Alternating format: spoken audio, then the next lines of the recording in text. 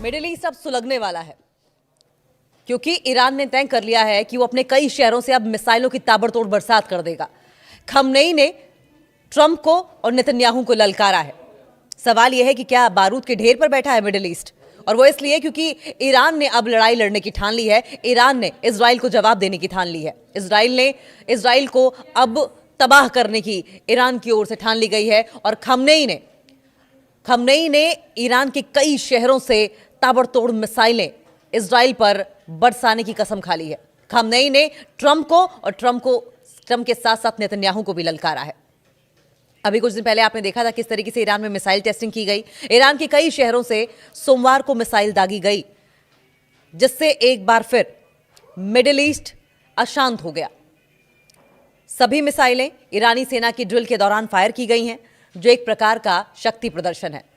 हालांकि missile drill की कोई ऑफिशियल पुष्टि नहीं हुई है, अभी तक इस बात को लेकर कोई कॉन्फर्मेशन नहीं हुई है कि ये क्या मिसाइल की टेस्टिंग ही थी, मिसाइल की ड्रिल ही थी, या फिर कुछ और था। हालांकि इजराइल डरा हुआ है। इजराइल इस बात को लेकर डरा हुआ है कि कहीं ऐसा ना हो कि मिसाइलों की बिल्कुल उसी तरीके से बरसात कर दी जाए जैसा कि ईरान और इजराइल के बीच में जब युद्ध चला था तो बरसात की गई थी। ईरान ने एक बार फिर इजराइल और अमेरिका का पारा हाई कर दिया है। ईरानी परमाणु ठिकानों पर स्ट्राइक के बाद खमनेई लगातार अमेरिका और इजराइल को मुंह चढ़ा रहे हैं।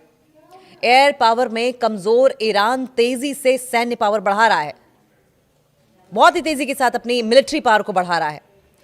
जो सीक्रेट सोर्सेस के मुताबिक ईरान के पास अब एयर डिफेंस और रशियन फाइटर जेट्स भी है। आप देखें कि एली हैं दोनों, रशिया और ईरान, और ऐसे में रशिया से समय समय पर जो मिलिट्री इक्विपमेंट्स हैं, वेपन्स हैं, वो ईरान को भेजे जाते रहे हैं, उनकी मदद की जाती रही है। और ऐसे में अब एयर डिफेंस सिस्टम के साथ साथ फाइटर जेट्स भी रशिया की ओर से भेजे गए हैं। और इसकी अगली कड़ी में ईरान ने अपने अलग अलग शहरों में मिसाइल ड्रिल करके शक्ति का प्रदर्शन किया है।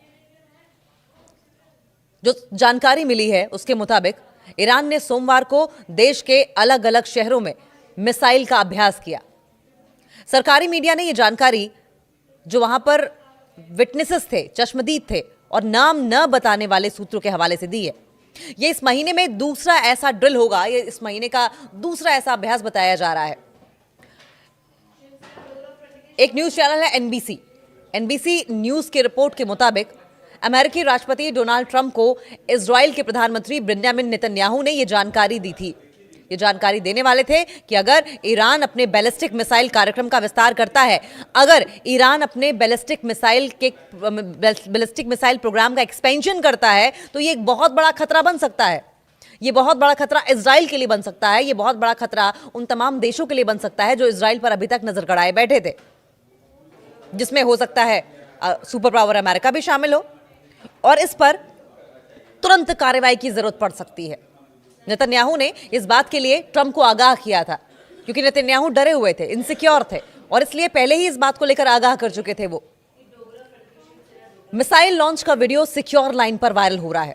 देखिए, जिस तरीके से इस बात को लेकर कयास लगाए जा रहे हैं कि मिसाइल ड्रिल की गई है ईरान में, और इसके मद्देनजर ये बातें क्यों उठी हैं, इसके मद्देनजर आपको बताएं कि अब जहां एक तरफ इजराइल अलर्ट है, जाकर अमेरिका की गोद में बैठ गया है, वहीं अब मिसाइल लॉन्च का एक वीडियो भी है जो सिक्योर लाइन पर वायरल हो रहा है, जिसको लेकर इस बात के कयास लगाए जा रहे हैं कि मिलिट्री ड्रिल की गई है, इसके साथ साथ मिसाइल टेस्टिंग की गई है, मिसाइलों की ड्रिल की गई है। वेस्टर्न कंट्रीज का मानना यह है कि ईरान का बैलिस्टिक मिसाइल भंडार जो है, ईरान का जितनी भी मिसाइल हैं, जितनी भी बैलिस्टिक मिसाइल्स का भंडारण आप कह लीजिए, उनके पास जितना भी अभी तक है, न सिर्फ मिडिल ईस्ट की स्टेबिलिटी के लिए पारंपरिक तरीके से कन्वेंशनली एक मिलिट्री थ्रेट है, एक सैन्य खतरा है, बल्कि अगर तेहरान भविष्य में परमाणु हथियार विकसित करता है तो ये मिसाइलें उन्हें ले जाने का जरिया भी बन सकती हैं। और यही वजह है कि यूरेनियम की एनरिचमेंट के समय इजराइल लगातार ईरान पर दबाव बनाता रहा। न सिर्फ इजराइल ने दबाव बनाया, बल्कि अमेरिका के जरिए दबाव बनाता रहा, लेकिन ईरान बार बार कहता रहा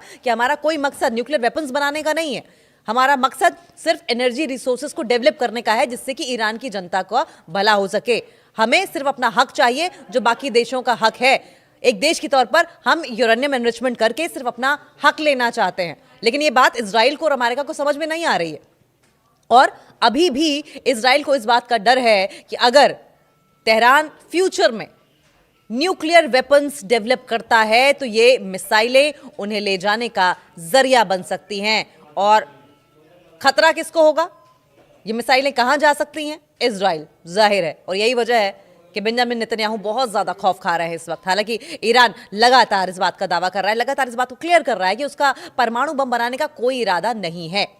ईरान के सरकारी ब्रॉडकास्टर और सेमी गवर्नमेंट न्यूज एजेंसी है नूर न्यूज एजेंसी, इसका एक टेलीग्राम चैनल है और उस पर ऐसे वीडियो शेयर किए गए जिनमें मिसाइल लॉन्च होते हुए दिखाई दे रही है। हालांकि इनमें यह साफ नहीं बताया गया कि लॉन्च कहां से किए गए हैं। ईरानी मीडिया ने मिसाइल ड्रिल को नकार दिया है। जाहिर है अपना वर्जन भी ईरान रखेगा। मीडिया रिपोर्ट्स के मुताबिक ये लॉन्च तेहरान, इस्फहान और मशहद शहरों से किए गए थे। हालांकि रॉयटर्स ने इन वीडियोस की स्वतंत्र रूप से पुष्टि नहीं की है। एम्बिग्विटी है अभी भी इन वीडियोस को लेकर। बाद में ईरान की सरकारी मीडिया ने जानकारी रखने वाले सूत्रों के हवाले से दावा किया कि कोई मिसाइल परीक्षण नहीं हुआ है और जो तस्वीरें और वीडियो सामने आए हैं वे दरअसल ऊंचाई पर उड़ रहे विमानों के हैं, जो ऊंचाई पर काफी प्लेन्स उड़ रहे थे उनके हैं। लेकिन ये जो कॉन्ट्राडिक्टरी स्टेटमेंट्स आई हैं इन पर अभी तक कोई क्लियर स्टैंड सामने नहीं आया है, कोई साफ स्पष्टीकरण सामने नहीं आया है और इसलिए अभी भी सस्पेंस बरकरार है। इस्लामिक रेवोल्यूशनरी गार्ड्स ने अभ्यास किया था। एनबीसी की रिपोर्ट में यह भी कहा गया है कि इजरायली ऑफिसर्स इस वक्त चिंतित हैं, उनकी हवाइयां उड़ी हुई हैं। ईरान उन न्यूक्लियर एनरिचमेंट ठिकानों को फिर से एक्टिव कर रहा है जिन्हें अमेरिका ने जून में बमबारी करके डिस्ट्रॉय कर दिया था, नष्ट कर दिया था। और इसी वजह से इजराइल ट्रंप प्रशासन को ईरान के मिसाइल प्रोग्राम पर दोबारा अटैक करने के ऑप्शंस पर ब्रीफ करने की तैयारी कर रहा है। यानी कि जो जंग बीच में इतने दिनों चलकर बंद हो गई थी, क्या वो इजराइल और ईरान की जंग फिर से भड़क उठेगी? इससे पहले इसी महीने में ईरान के इस्लामिक रेवोल्यूशनरी गार्ड्स कॉर्प्स यानी कि IRGC की नौसेना ने 2 दिन का सैन्य अभ्यास किया था और इस अभ्यास का मकसद विदेशी खतरों से निपटना था, जिसमें खाड़ी क्षेत्र में नकली टारगेट्स पर बैलिस्टिक और क्रूज मिसाइलें दागी गई थी, यानी कि प्रैक्टिस की गई थी। सवाल अंत में वही खड़ा होता है आकर कि क्या ईरान और इजराइल के बीच में जल्द ही एक बार फिर से जंग भड़केगी और अब की बार क्या सिर्फ 13, 15, 17 या 20 दिन में खत्म हो जाएगी या व्यापक रूप लेगी?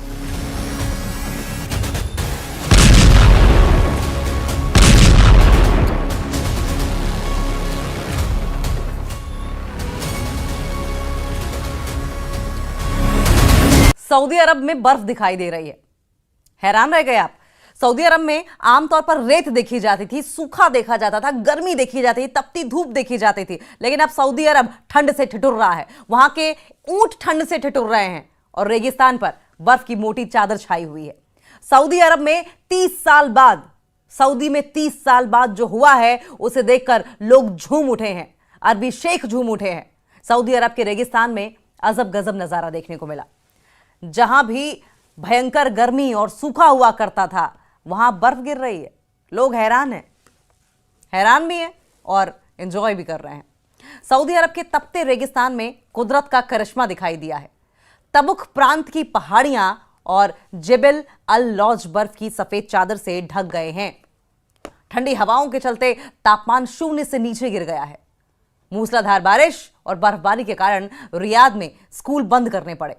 एक्सपर्ट्स इसे जलवायु परिवर्तन का बड़ा संकेत मान रहे हैं।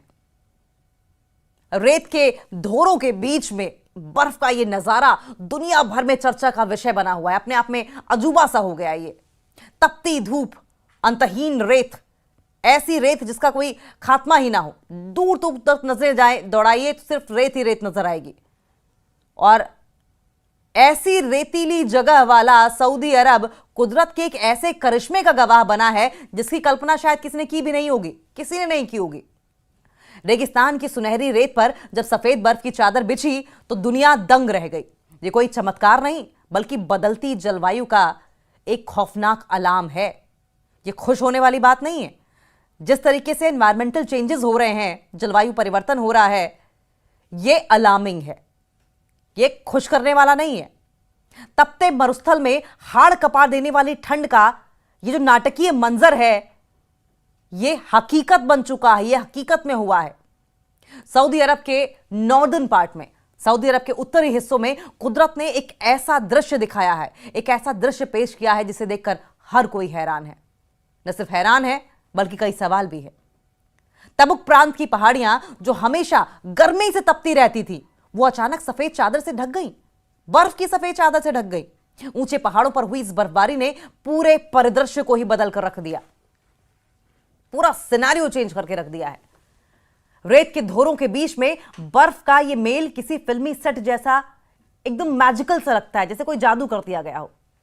बहुत ही जादुई और बेहद अकल्पनीय लगता है। शायद किसी ने कल्पना नहीं की होगी इस चीज की। लगभग 2600 मीटर की ऊंचाई पर जेबल अल लौज है जहां यह भारी बर्फबारी दर्ज की गई है। ट्रोजना जैसे ऊंचे इलाकों में तापमान 0 से नीचे गिर गया, जिससे कि बर्फ की मोटी परत जमा हो गई। जहां तपती धूप हुआ करती थी वहां तापमान एकदम से 0 से नीचे कैसे चला गया? सवाल ये भी उठ रहे हैं। जहां पर सिर्फ और सिर्फ आग उगलती रेत हुआ करती थी, वहां पर बर्फ कैसे है? बारिश के साथ गिरी इस बर्फ ने स्थानीय निवासियों को उत्साहित कर दिया है। जाहिर है उनके लिए शायद कई जनरेशंस ने नहीं देखा होगा। 30 साल की बात आप कर रहे हैं, 30 साल में कई जनरेशंस आ जाती हैं। उन्होंने शायद इस तरीके से बर्फबारी देखी नहीं होगी। 30 साल के पहले वालों ने देखी होगी। जो छोटे बच्चे हैं उनके लिए नई बात होगी, जो टॉडलर्स हैं, जो यंगस्टर्स हैं। 30 साल तक वालों ने अपनी जिंदगी में कभी इस तरह से बर्फबारी नहीं देखी थी। और राष्ट्रीय मौसम विज्ञान की अगर बात करें, एनसीएम की बात करें, तो इस असामान्य ठंड के पीछे एक बहुत ही शक्तिशाली कोल्ड एयर मास है। कोल्ड एयर मास का मतलब ठंडी हवा का द्रव्यमान। ये ठंडी हवा नॉर्दर्न और मिडिल जो रीजन्स हैं, उत्तरी और मध्य क्षेत्र, इन रीजन्स में तेजी से एंटर हुई, बारिश वाले बादलों से टकराई और इस टकराव के कारण रेगिस्तान का तापमान अचानक गिर गया। बारिश की बूंदें जमीन पर गिरने से पहले ही बर्फ के गोलों में तब्दील हो गई। सऊदी अरब में सिर्फ बर्फबारी ही नहीं बल्कि मूसलाधार बारिश ने भी जनजीवन प्रभावित किया है। सऊदी अरब में मूसलाधार बारिश किसी ने कल्पना की होगी क्या? राजधानी रियाद, कासिम और पूर्वी क्षेत्रों में मीडियम से हेवी रेनफॉल रिकॉर्ड किया गया। अल उला और शकरा जैसे इलाकों में पानी का बहाव इतना तेज था कि एडमिनिस्ट्रेशन को बाढ़ की चेतावनी जारी करनी पड़ी, वो भी रेगिस्तान में। रेगिस्तानी देश में इतनी व्यापक बारिश, इतनी भारी बर्फबारी, इतनी जो वाइड रेंज में, इतनी हैवी रेंज में बारिश हुई है, ये जलवायु परिवर्तन के खतरनाक संकेतों की ओर इशारा करता है। क्लाइमेट चेंज के खतरनाक संकेतों की ओर इशारा करता है। सऊदी अरब की बर्फ से ढकी पहाड़ियों के वीडियो और जो तस्वीरें हैं इंटरनेट पर जंगल की आग की तरह फैल गए हैं। अल मजमाह और अल घाट जैसे इलाकों में इस दुर्लभ नजारे को देखने के लिए लोगों की भारी भीड़ उमड़ पड़ी। लोग ऊंटों के बर्फ के बीच चलते दिखाई दे रहे थे। लोग हैरान थे।